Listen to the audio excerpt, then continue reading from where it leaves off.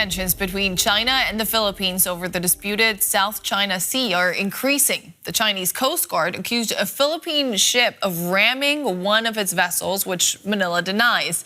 This comes after Chinese forces fired powerful water cannon at Philippine ships, allegedly causing material damage and injuring a crew member.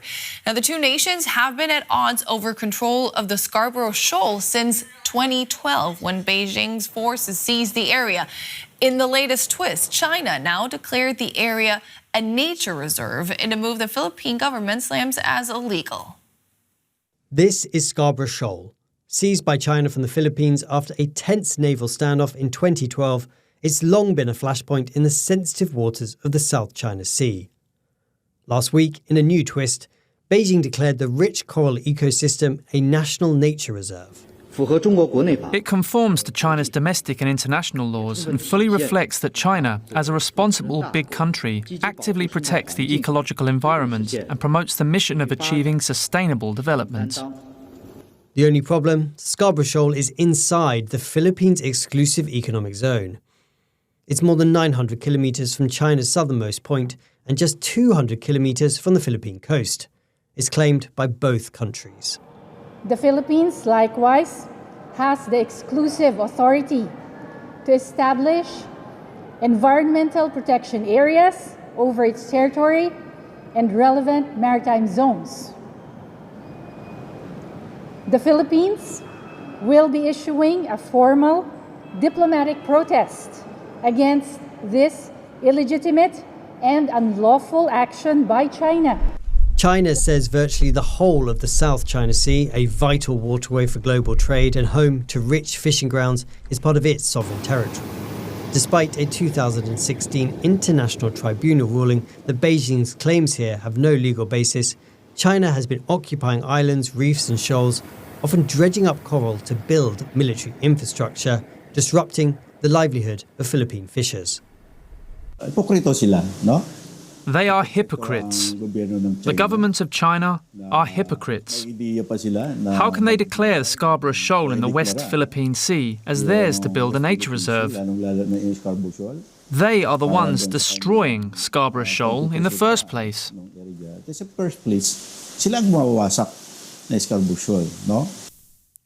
While China has been accused of damaging coral and marine life there, it has not built any military outposts in the shoals, as it has in other parts of the South China Sea, such as the Spratly Islands. China's expansion is something Manila, backed by its defence treaty ally the US, has vowed to push back against. Violent confrontations at sea are on the rise. But this is a new move for Beijing, declaring a nature reserve in a high-profile disputed area. So why the change in tactic? I think that they are trying to put out there that the takeover of Scarborough Shoal is complete, that the Philippines would be best, and the rest of the world would be best served simply to move along, except that China is going to be the steward of Scarborough Shoal, and, that it will be an environmentally responsible steward. In the small villages along the Philippine coast, fishers can do little more than watch anxiously. China talks of sending researchers, officials and even tourists to nearby Scarborough. Locals fear fresh clashes with Chinese boats and a harder time making a living. Many here believe the nature reserve is less about conservation and more about changing the rules of the game. Once again, leaving them caught in the middle of a struggle for influence in these contested waters. Elizabeth Freund Larus is an adjunct senior fellow at the Pacific Forum. Professor Larus, welcome to DW. What exactly does China's decision to label Scarborough Shoal a nature reserve tell us about its evolving approach in the South China Sea? Well, it tells us that China is expanding its reach further and further into the South China Sea and is completely willing to violate the 2016 decision by the International Tribunal, which, essentially debunked, China's myth that the entire South China Sea belongs to it. China is saying that it's establishing a nature reserve to maintain diversity, stability, and the sustainability of the ecosystem there, which is ironic considering in the past dozen years, China's destroyed more than 4,600 acres, of reef there. What China is doing is by creating this nature reserve, it will eventually put a research station there, civilian outpost.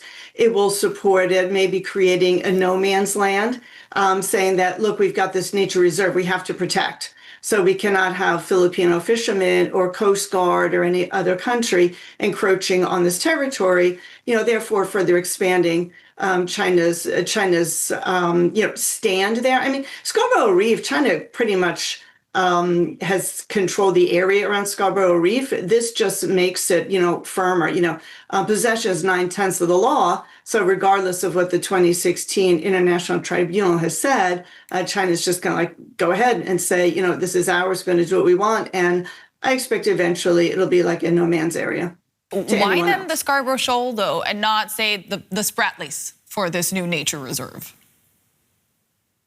Because, well, that's where they can do it, right now. They have found that is a vulnerable spot. The Philippine Coast Guard has been going out and trying to protect the Spratlys, Sierra Madre, Scarborough, on and on, you name the places. But with, China's naval and Coast Guard and maritime militia might, honestly, the Philippines is just no match for this. So, of course, China is very good at probing vulnerabilities, and this is where they think that they can actually do this. Do you see this as a moment that could test the credibility of Washington's defense commitments to the Philippines? And if so, how? Yeah, sure, it probably could. As you said, the United States has a mutual defense alliance with the Philippines. Now, there's a big question, when China is using water cannon against the Philippine Navy or Coast Guard and injuring people, if that is an act of war. China is very good at engaging in gray zone activities. That is aggression that stops just short of, war. And so then it just leaves a question, okay, is this the thing we're going to go to war over? And so the United States is in a tough spot because I don't, have to tell you, the United States has really let its Navy, especially its number of ships, decline. And it may come back, but it's going to come back slowly. And so the United States is going to have a really difficult time supporting the Philippines, out there. I would recommend that the United States do support the Philippines, perhaps some, joint patrols, things of that nature. And not just the United States, other countries as well. They can see, this aggression. You let China get away with this, they're obviously not going to stop. But this is definitely a very tricky time for the United States. And while we're talking about all this, China is hosting the Xiangshan Forum under the banner of peace and order. Isn't that a bit ironic? Well, sure. It depends on, what do we mean by peace? I'll be honest with you, I'm very peaceful when I'm getting my way.